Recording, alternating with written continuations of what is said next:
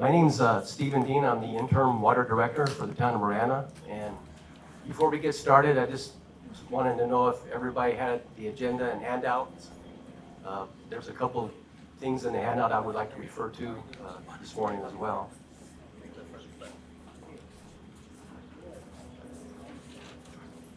So, Marana Water is a medium-sized water and wastewater utility. With our water service area, we provide water to approximately 30,000 population. And the reason we're meeting here today at Airline Lambert is the treatment facility behind us, a portion of it will be almost identical to what's going to be installed at the Pioneer Well site. And we wanted to show you the end product of what will conceptually go to that location. The Pioneer Well site in the handout, it's on page 3 and 4, shows the location. It also shows a depiction of the treatment facility already built on it. The other location that's in question today is the airport facility, and with the funding we'll be receiving, we're really going to be able to enhance that water system area, and that has influence with our partnership with Oro Valley and Metro Water District with the NERGE project. And that'll help us relax some of the groundwater wells with those 2 recovery wells that are next to BKW Farms for recharge. So we're really excited about that. The Pioneer Well, once that's treatment facility is built and installed, there's going to be 4,800 citizens and customers that will have a positive impact based on that installation. So other than that, that's all I have this morning. I know I had my 5 minutes. I think I did it in 3, but we can go ahead and turn it over to Mayor Honey. Hey, Mayor, Adam. Well, I was going to use 20, but I get 22 now. But, you know, this is really a good day for us. We're honored that Congressman Ciscomani is here. But, you know, there's so much going on in our water department. And this facility cost $8 million. So anyway, we because of the PFAS and the 1,4-dioxins and stuff, mainly from DM, but a lot of the air facilities, ended up with this water being tainted. And it wasn't our fault. It wasn't anything we did. But we ended up borrowing $16 million from WIFA to build 2 of these facilities. And we need to build more. Actually, the water coming out of here is probably the most pure water in the county. It's got a slow sand, it's got a activated charcoal, and it breaks the 1,4-dioxin down with hydrogen peroxide. So it's really pretty awesome. And a couple of the projects that the Congressman's going to try to help us on, and another one is the NERGE project. And that's a project with Marana, Oro Valley, and Metro Water working together to pump water by our airport where the water table is going up. There's a CAP recharge there and a Santa Cruz effluent recharge there as well. But these things cost so much money. And in order to provide excellent water service to our people, we're willing to spend the money. But sometimes we need a little bit of help. And I was telling the congressman about this at a meeting last year, and he said, maybe I'll be able to help you a little bit. So without further ado, I think I just want to introduce our friend, my friend, Congressman Juan Ciscomani.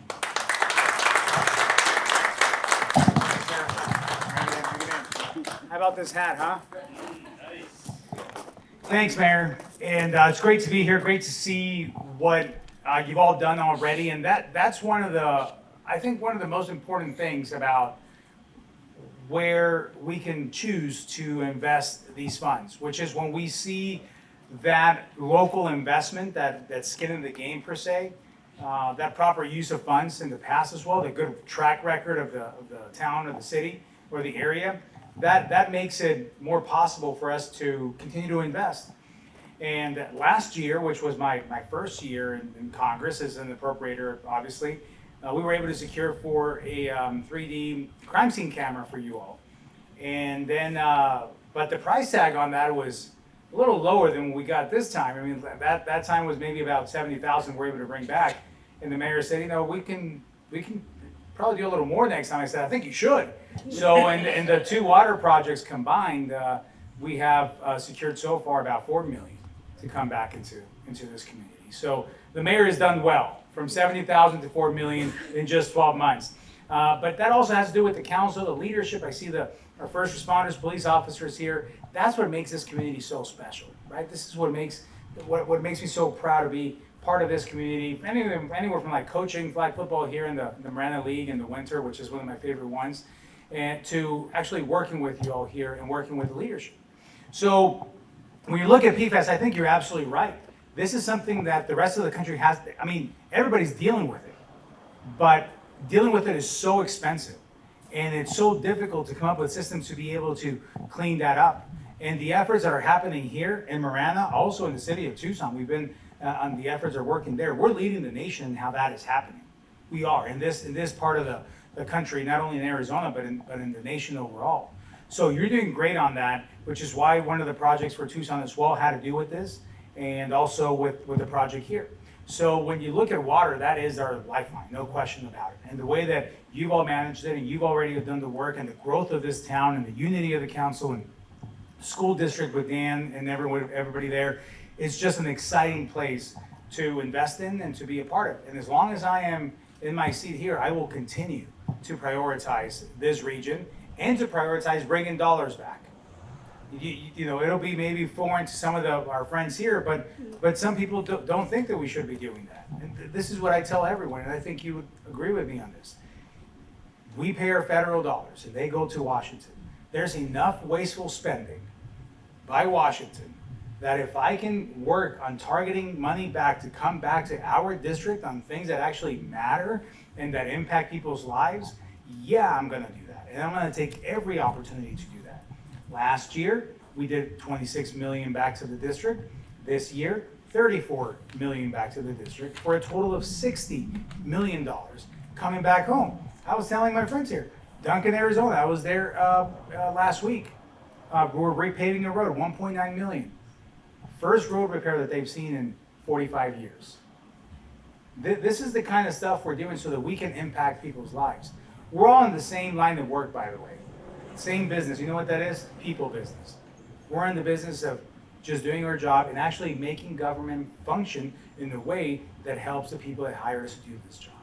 So with that, I just want to say thank you again, Mayor. Congratulations. I do want to introduce everyone to Caroline Bender, who is here from the DC office. Every week that I'm here, I bring down someone from Washington so they can meet the people that I work for, right? Meet my bosses here in the district. So it's good for the district's, the DC staff to be here and get to meet and see the people that we work with and work for.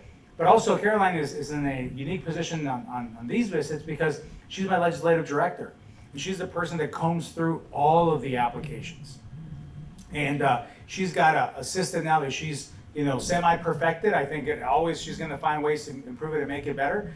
But we had to go through 64 applications to wind it down to 15 that we could actually fund.